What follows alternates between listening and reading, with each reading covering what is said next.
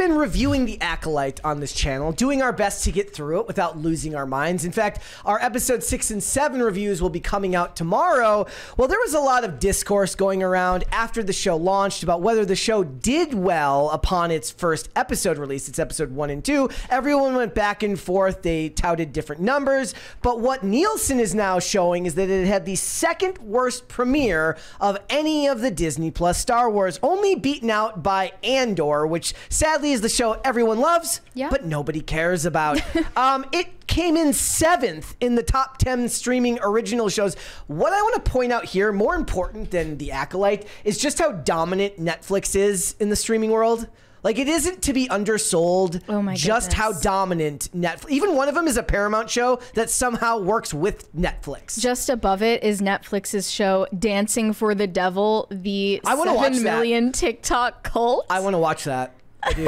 So there's this like TikTok dancer named Miranda Derrick or something like that, who apparently was like, I don't know. Okay, all I know is I used to be forced to look at TikTok dance videos on Instagram all the time. I want to hear about the cult. But the point is, they know their audience, and it looks like the Acolyte is not doing the numbers that they thought it was. Second worst launch, or second worst premiere. It's only gotten more divisive as time has gone on. We've certainly given our reviews talking about the show as a whole. It's leaked out into all aspects of culture, meaning that people that don't even care about Star Wars hear about this stuff now. Not even Kenobi was that hated. No, it wasn't. It didn't have the same hype for hate watching as The Acolyte does. And for good reason. They've really earned the hate. Yes. And right now, they're sitting at a 14% score from the audience on Rotten Tomatoes and an 82% from critics, which is an absolute joke.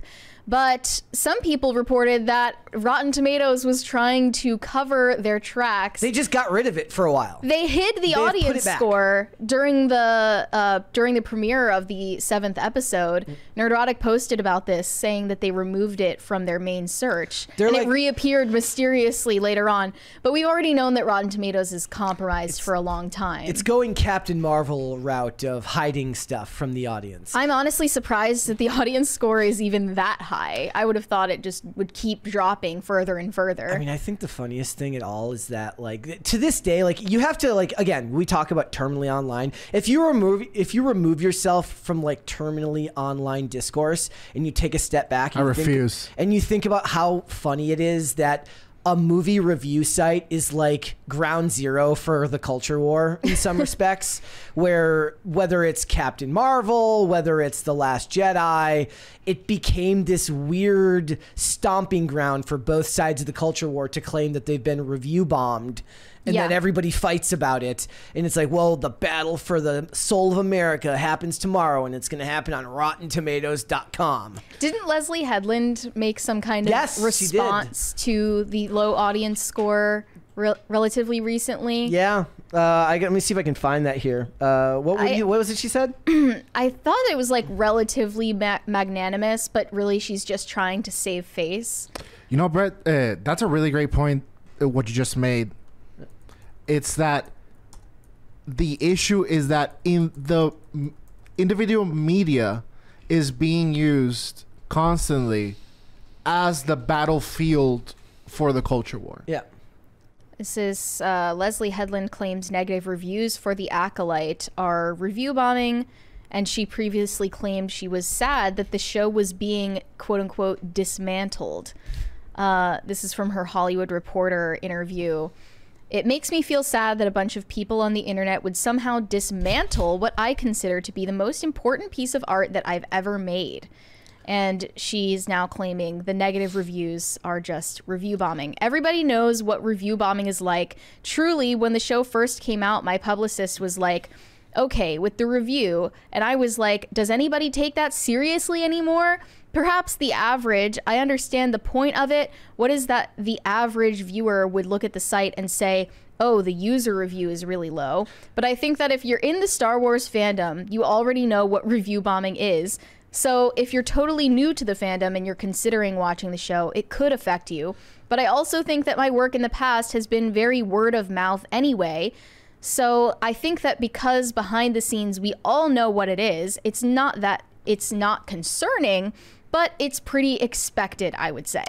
What's interesting about this is I saw a very fun discussion happen. You know how me and you have talked before about your ideas about knowledge and education and who it should be in the hands of, right? Mm-hmm. The idea that intellectualism shouldn't necessarily be... What was it you said? You said like basically like, you don't think that necessarily we need everyone to go to college. You were saying that like the idea is that knowledge should be passed down to...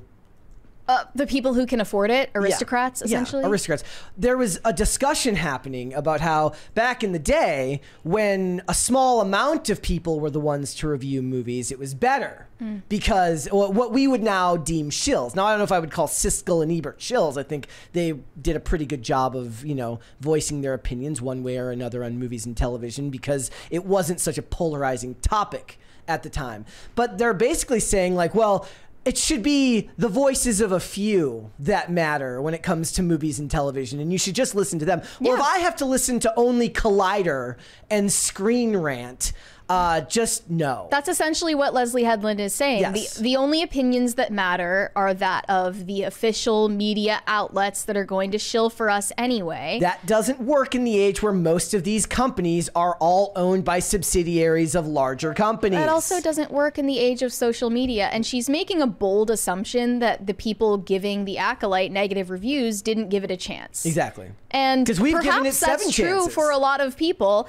but for us at least, we're only speaking for ourselves, we are finishing the series and have not found anything to like about it. Yep. Like, is there even one sign I thought they put any thought into this or any effort into this? I thought there was stuff to like with Kamir in earlier episodes, in like the middle episodes. That was like the extent of it. I didn't. Like, to me, I was like, you know what else would help? If I could see what the hell was going on and it wasn't constantly so dark that I couldn't understand anything that was happening. So from what you're saying, in a sense, the issue is the complete disregard for mass appeal. Mm-hmm. Because it's quite... I think that we're at the point in kind of like society and culture where the spirit of the age is the presumption that mass appeal is progressive values. But whenever we have a platform that is profoundly uncensored and has some degree to anonymity, the proliferation of the opinions are the exact opposite. So it's really hard to gauge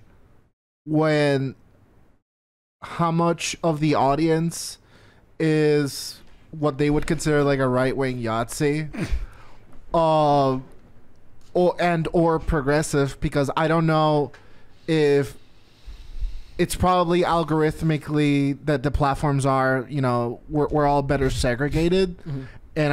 And I'm seeing less of it, but like statistically, and the way that the algorithms have been discussed in the past as a marketing professional, man extraordinaire, is that you are more likely to engage with things that offend you, so you'll see it more often. But I see these things less often, despite the fact that it is that way.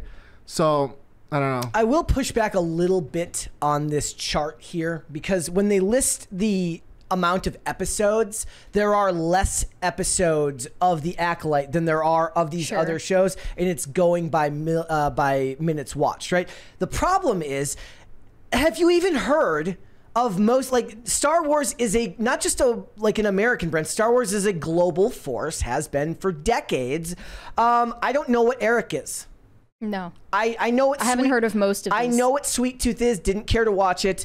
Bridgerton, I know what Bridgerton is. Evil is a Paramount show based on an exorcist, and just okay, right? Like these are not things that have the same level of mass appeal. So she's essentially saying that, she's okay with not appealing to the mass audience if it can appeal to the people that are in the Star Wars fandom who are probably going to like anything they produce anyway. It loses to the TikTok cult. Making something for a niche audience does not work when you are doing it under the moniker of something like Star Wars or like Marvel. That's just not how it works. But she doesn't care because she's already gotten her paycheck, and she has no incentive outside of getting the job to make it a good product. And it's a double whammy, because not only is it bastardizing a popular franchise, it's bastardizing a popular franchise under the misguided guise that it's like, oh, it's because we're on the right side of history. Yep.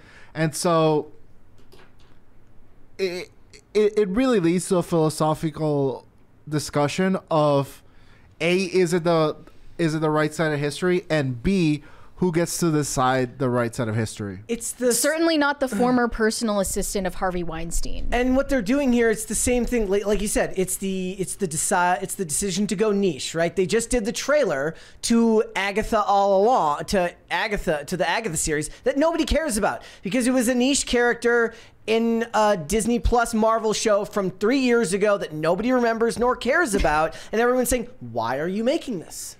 Thanks for watching. Listen to full episodes of Pop Culture Crisis on Spotify. Keep up with us on social media and make sure you subscribe and ring that bell so you never miss the show. Bye, guys.